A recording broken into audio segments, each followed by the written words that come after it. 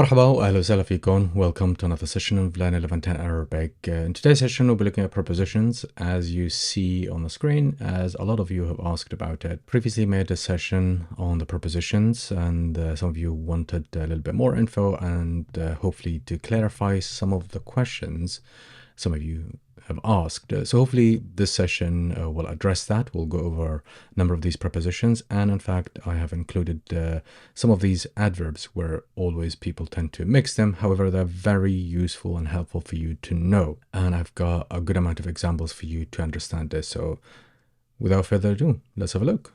Great. Our first preposition is be. Be is always attached to the noun, and it means, or the translation is in or at, and it means by if you use it with transport such as car, trains, planes, etc. When you use it in a sentence. So it means in or at, and it means by when you use it with public transport or any form of transport. So the usage is we use it to indicate to location or time, such as أنا بالبيت. أنا بالبيت. So أنا بالبيت. أنا بالبيت, which means I'm at home or I'm home. الدرس بالساعة 8. الدرس بالساعة 8. الدرس, which is the lesson, be, which means in or at, so here it means at. ساعة is o'clock, 8 is 8, so the lesson is at 8 o'clock. And the final example is on the meaning of by. So هو راح بالسيارة. هو راح بالسيارة, which means he went by car. هو راح بالسيارة. Try to memorize this. This is really important for you to practice the final example or the final meaning. As I mentioned earlier, the preposition be is a versatile preposition used on the meaning of by, in, with or at, depending on the context, and it's always combined with nouns. This preposition, it's attached to nouns without any space or modifying it. It denotes means, locations, or instructions. And here we've got a couple of examples for you to go over and hopefully to help you to understand. Our first example, هو كتب بالقلم. هو كتب بالقلم. هو كتب, he wrote, بالقلم, by pen or with a pen. So be here is on the meaning of with. نحنا رحنا بالسيارة. نحنا رحنا بالسيارة. We went by a car or by the car. So نحنا رحنا بالسيارة. And here's the preposition be, which is on the meaning of by. Our third example, هي بتحب تمشي بالليل. هي بتحب تمشي بالليل. هي بتحب, she likes, تمشي, she walks, بالليل, at night. So here be, it means at, referring to the time. هي بتحب تمشي بالليل. Our fourth example, الكتاب مكتوب باللغة العربية. الكتاب, the book, مكتوب, written, باللغة, by the language, in the language, العربية, Arabic. So the book is written in Arabic, and here it means in. Our next preposition is في. في is commonly used to indicate location, time, or presence in a place or in a situation. And in terms of meaning or translation, it's similar to in or at in English. In terms of the grammar, it's followed by a noun or a pronoun, and it can be used to indicate time or location. And here we've got 4 examples for you to understand it, like أنا في البيت. أنا في البيت. And here sometimes students ask, can I use be instead of في? Yes, absolutely. And that's why they're quite interchangeable, and people tend to use في and be kind of interchangeably on the same meaning. So it's absolutely fine. أنا في البيت, which means I'm at home. Our next example, هو في المدرسة. هو في المدرسة. He's at school. Our third example, الكتاب في الشنطة. الكتاب في الشنطة. So الكتاب, which means the book, في, which means in, الشنطة is the bag. Or fourth example, نحن في الشارع. نحن في الشارع. نحن, we, في, which means in. الشارع, the street. Our next preposition is ع, which is basically been shortened from ala, but as we know in Levantine Arabic, when people tend to talk, they tend to shorten a lot of these prepositions or vocabulary in order to have maybe a smoother speech. People tend to shorten, and that is something in all languages and not just in Arabic. So again, the meaning is on or upon, and the usage indicates a position on a surface or a figurative position. So we've got الكتاب ع الطاولة. الكتاب ع الطاولة. الكتاب, the book, ع, on, الطاولة, the table. Our next example, القرار ع المدير. القرار, the decision, ع is up or resting upon. المدير, the manager, so the manager is going to decide. A little bit more examples to help you. So again, this preposition indicate to direction, position, or contact, and it is the equivalent of on, or onto, or upon, or to in English. And in terms of the usage, as I mentioned previously, it's always used with a noun or pronoun to show a physical contact or movement towards something. And here we've got some more examples for you to understand that. الكتاب على الطاولة, the book is on the table. هو طلع على السطح. هو طلع على السطح. هو طلع, he went up, على, to, السطح, the roof. The third example, هي حطت الكاسة على الأرض. هي حطت الكاسة على الأرض. She placed the glass on the floor. رح روح على السوق. رح روح على السوق. رح روح على السوق, I'll go to the market. And as I mentioned previously, a lot of people tend to shorten على, and they shorten it to ع, so they delete the L and the final R completely, and they pronounce the first letter only. Whichever you go for is absolutely fine. It's just people tend to shorten these sounds or these prepositions, if we are to say. Our next preposition, or if we to say, is an adverb for place. It's always used in conjunction with some of these prepositions, and it's very important to know. So that's why I included it here, and it's used to indicate to a location of something to something else. And by the way, this is a postcode in the Middle East, because in the Middle East, they use these as the equivalent of postcodes or directions. We've got the first example. المطعم جنب الفندق. المطعم جنب الفندق. المطعم, the restaurant, جنب, beside or next to. الفندق, the hotel.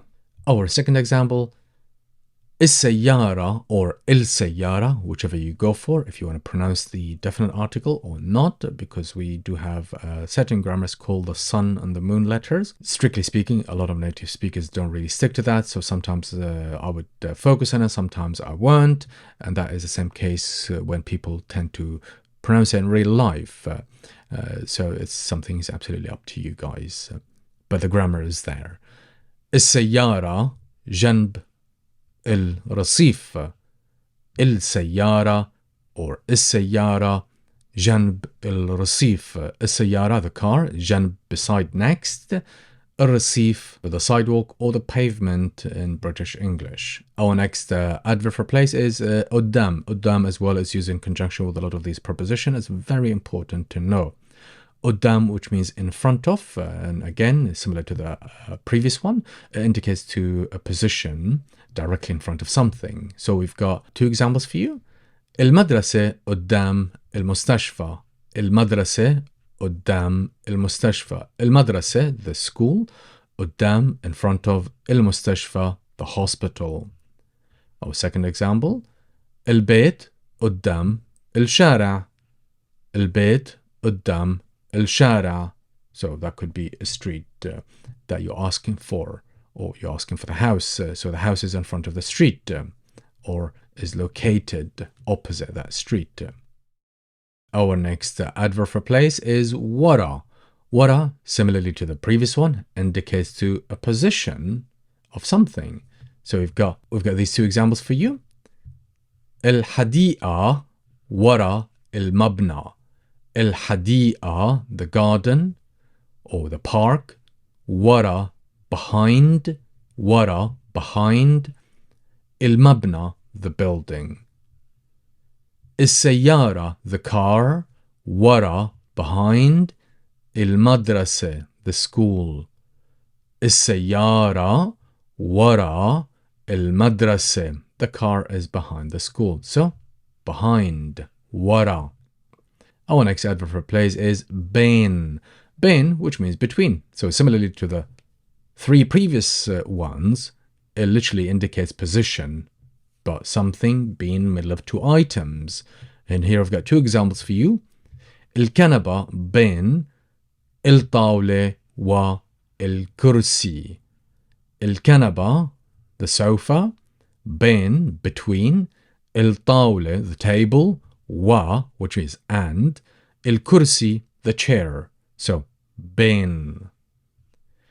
المدينة بين الجبال. المدينة بين الجبال. المدينة, the town, the city. بين, between. الجبال, the mountains.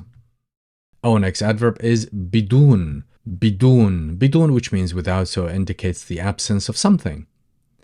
For example, you could say بدي قهوة بدون سكر.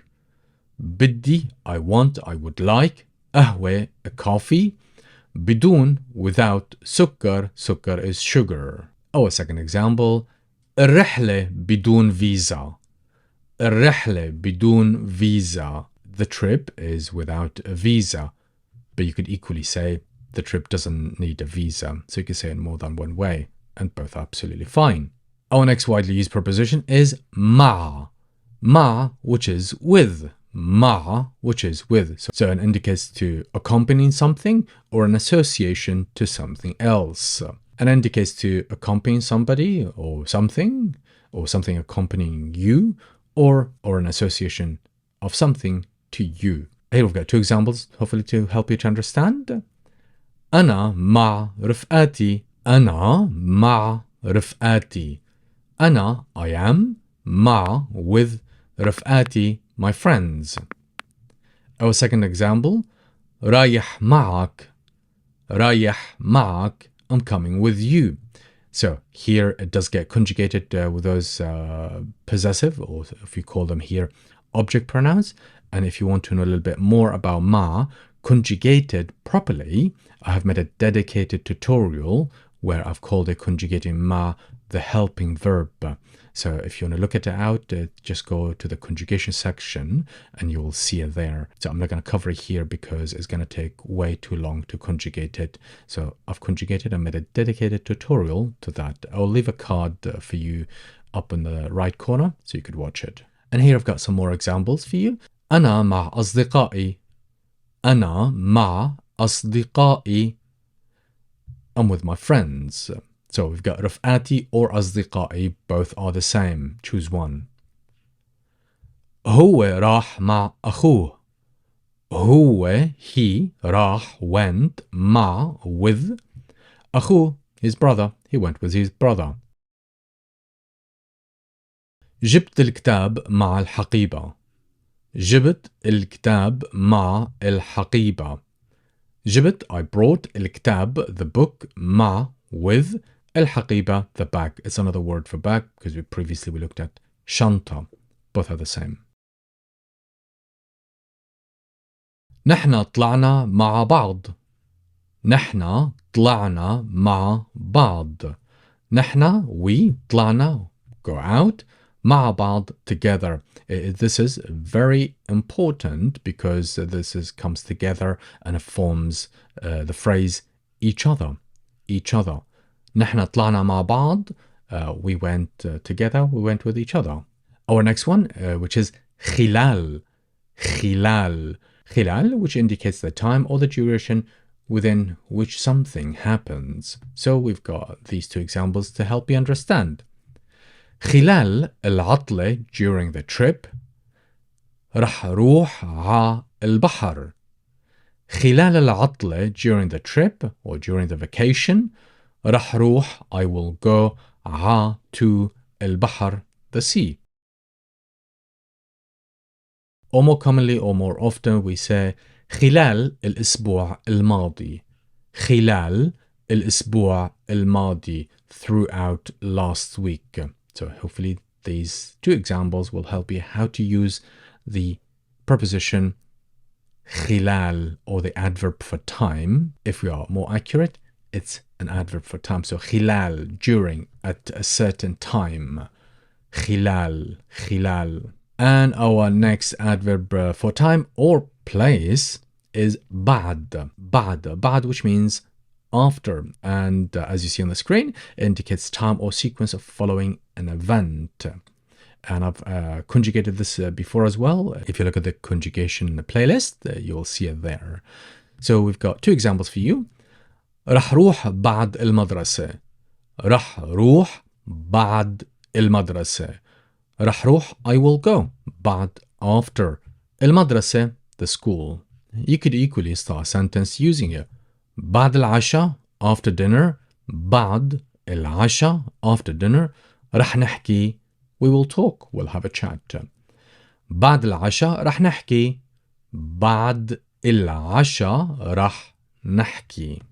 Our next adverb for time or place is قبل. قبل, which means before. Similarly to بعد, indicates to time or sequence preceding an event. We've got two examples for you. وصلت قبل موعدها. وصلت, she arrived. قبل, before. موعدها, her appointment. So موعد is an appointment and ها is her. You could equally start a sentence with قبل الغدا رح روح ع السوق. قبل الغدا رح روح ع السوق. قبل الغدا before lunch رح روح I will go ع which is to. السوق is the market. السوق, the market. Our next preposition is عن, which means about or concerning or from. And we use it to indicate a subject or a topic or to show a source or distance. We've got two examples for you here. عم بحكي عن الموضوع. عم بحكي, I am talking. عن, about. عن, about. الموضوع, the topic, the subject.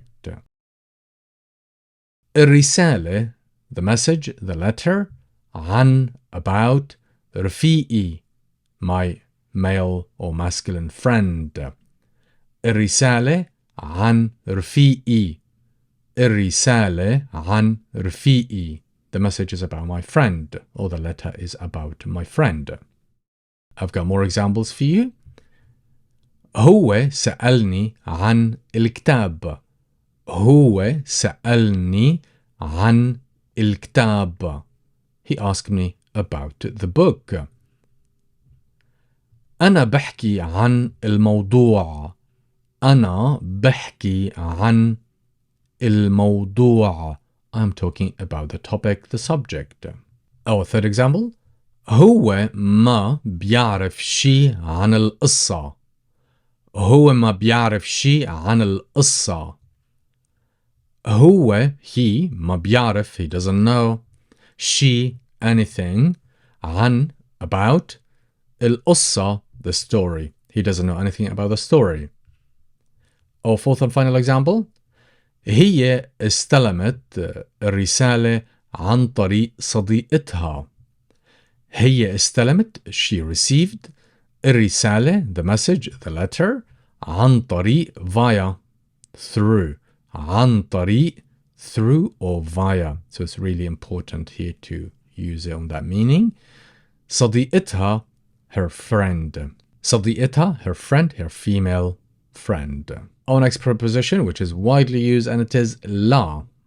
لا, and it means to or for. And in terms of usage, it indicates a direction, purpose, or a recipient. For example, you could say هي الهدية لأمي. هي الهدية لأمي. هي الهدية, this present, لأمي is for my mom. رايح لعندك. رايح, I'm coming. La, to. عند is at you, your location, and ak, which belongs to you. So, رايح لعندك, I'm coming to you. I'm coming to your house. I'm coming to see you. And here I've got more examples and more information for you to understand. So, la is usually been shortened from ila. But again, ila is the formal way and how it's used in modern standard Arabic. However, in Levantine Arabic, people tend to shorten it and they just say la. As again, we use it on the meaning of to. And what I would like to highlight here, it's used a lot interchangeably in Levantine Arabic with ha. So it's used interchangeably with ha a lot because both have the same meaning of to. So in terms of the grammar, again, we use it to show the direction of the movement towards a place or a person. Ila is the formal way. However, it's shortened to la, and it's used interchangeably with ha. But again, ha is not la, but ha is shortened from ala. Okay, just to bear that in mind. I've got some examples here for you. أنا رايح ها or la السوق. So here you could use either, and if the meaning is complete, so you could you could pick any of them. So you could say أنا رايح ها or la السوق. I'm going to the market. However, in our second example, you can't use ha here because the meaning changes. راح أعطي الكتاب لأختي. راح أعطي الكتاب لأختي. So I will give the book to my sister. So here the meaning, it refers to an ownership. So you are going to give it to your sister rather than you going to your sister. So the meaning here changes completely depending on the verb. That would give you an indication. As we see here in example 3, هو راح ع or لا الحفلة. He went to the party. هو راح, he went. ع or لا, so both could be used interchangeably. الحفلة is the party. And similarly the one below. بدي روح ع or لا الجامعة. بدي روح على الجامعة, or you could say بدي روح لا الجامعة. So you could use either of them interchangeably and it's absolutely fine. Our next preposition is min, which means from. It indicates to the origin or starting point of something. For example, we could say أنا جاي من الشغل. أنا جاي, I'm coming. من is from. الشغل is work. أنا جاي من الشغل, I am coming from work. هادي من إسبانيا. هادي من إسبانيا. This is from Spain. هادي من إسبانيا. This is from Spain. And here I've got some more examples for you. For example, أنا من لبنان. أنا من لبنان. I'm from Lebanon. هي جاية من الشغل. هي جاية من الشغل. هي جاية, she's coming. من الشغل, from work. أخذت الكتاب من المكتبة. أخذت الكتاب من المكتبة. أخذت, I took. الكتاب, the book. من, from. المكتبة, the library. هو سافر من المطار. هو سافر من المطار. هو سافر, he traveled. من المطار, from the airport. Our next preposition is a combination of two. It's la and hatta. It's used a lot. You don't have to use both together. Sometimes it would come unconnected. So you could either say la or you could say hatta.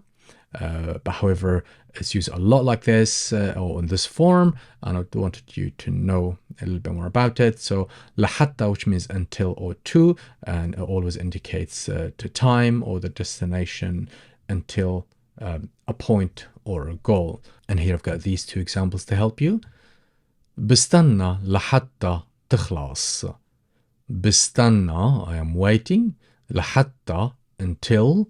تخلص, you finish. I'll wait until you finish. For example, if you're finishing work, etc. But this is really important as widely used, so but not occasionally covered. So give it a really good practice and make some examples, guys. رح نمشي لحتى البيت. رح نمشي, we will walk. لحتى, until we reach. البيت, the house. So we will walk until the house. رح نمشي لحتى البيت. Our second one is حوالي. حوالي, which means around or approximate, and as you see on the screen, indicates an approximate location, time, or amount. We've got here these two examples for you. في ناس حوالي البيت. في ناس حوالي البيت. There are people around the house. So حوالي, around. Or you could say رح كون هنيك حوالي الساعة 3 and it will turn up at 6. رح كون هنيك, I'll be there. حوالي, around. الساعة 3, 3 o'clock, but good luck if he turns up at 6. Our next adverb for place is فوق. فوق, which means above or over. And as you see on the screen, it's pretty much self-explanatory. It doesn't need much explanation. Indicates a position of a higher than something. So you could say اللوحة فوق المدفأة. اللوحة فوق المدفأة. اللوحة, the painting. فوق is above, is over. المدفأة, the fireplace. الطيارة فوق الشجرة. الطيارة فوق الشجرة. الطيارة, which means the aeroplane, and you could refer to the kite as well. So if you've got a kite playing with kids, you could use that. فوق, above.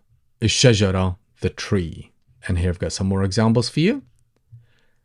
الكتاب فوق الطاولة. الكتاب فوق الطاولة. So الكتاب فوق الطاولة, the book is above or over the table.